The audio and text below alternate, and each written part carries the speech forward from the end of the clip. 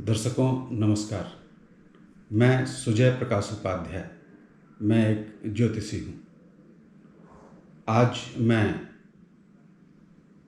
BJP के कद्दावर नेता, मजबूत नेता, सशक्त नेता, एक स्ट्रेटजिस्ट, एक रणनीतिकार श्री अमित शाह जी की कुंडली का विश्लेषण करने जा रहा हूँ।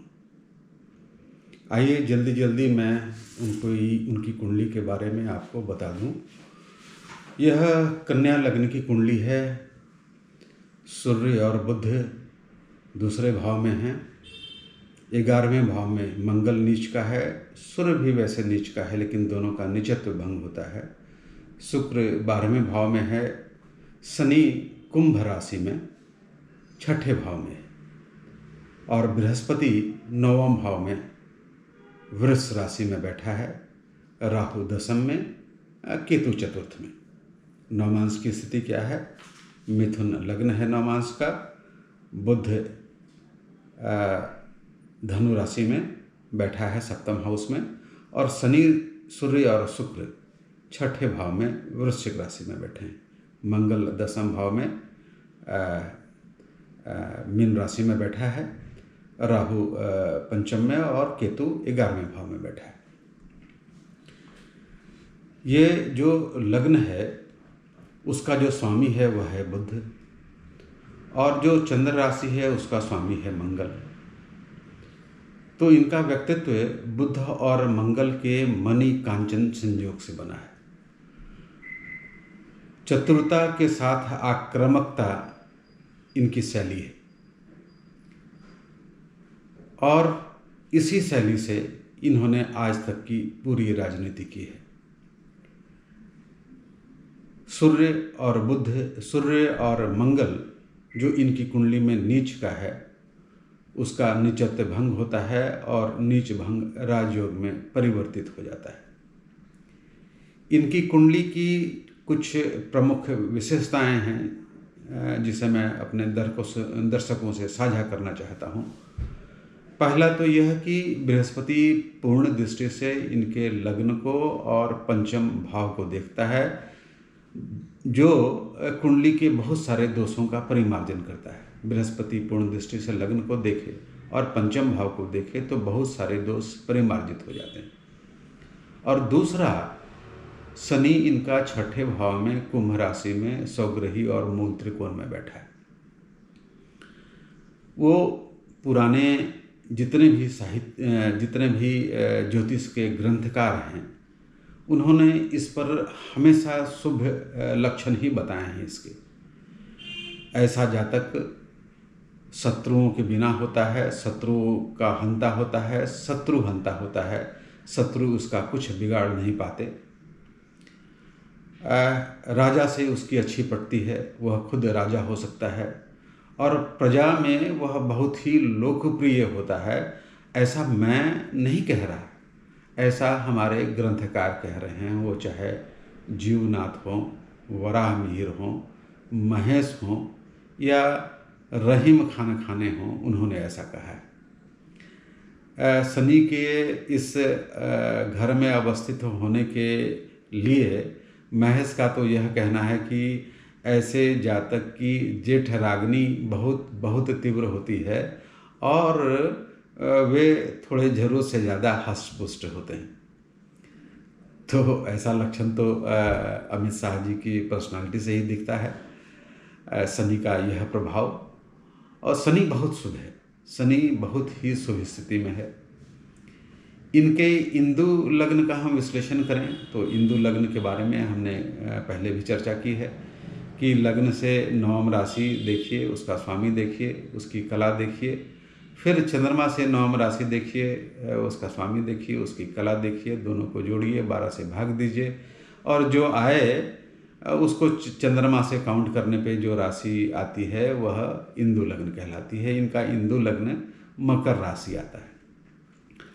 अब ज्योतिषीय सूत्रों के अनुसार यदि अच्छे शुभ ग्रह उसको पूर्ण दृष्टि से देखें तो कोटेश्वर नामक योग होता है। अब देखिए, बृहस्पति इसको पूर्ण दृष्टि से देखता है और मंगल अपने उच्च राशि को पूर्ण दृष्टि से देखता है, तो धन की दृष्टि से, संपत्ति की दृष्टि से, यश की दृष्टि से ये निश्चित रूप से बहुत अच्छा हिंदू लग्न है और वह भी परिलक्षित हो रहा है।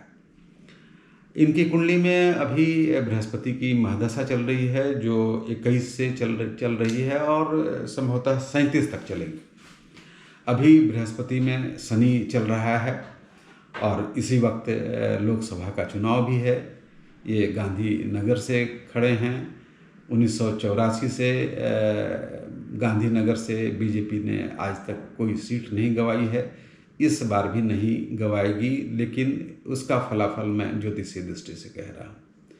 बृहस्पति 9वें भाव में है, पूर्ण दृष्टि से लग्न को देखता है, पंचम भाव को देखता है, उसकी महादशा है और उसकी महादशा में शनि की अंतर्दशा है। शनि शुभ स्थिति में, एक भी प्राचीन ग्रंथकार ने शनि की इस स्थिति को प्रतिकूल नहीं कहा है। सबने इसकी भूरी भूरी प्रशंसा की है, सिवाय इसके कि इनकी जेठ रागनी तीव्र होती है और जरूरत से ज़्यादा हष्ट पुष्ट होते हैं।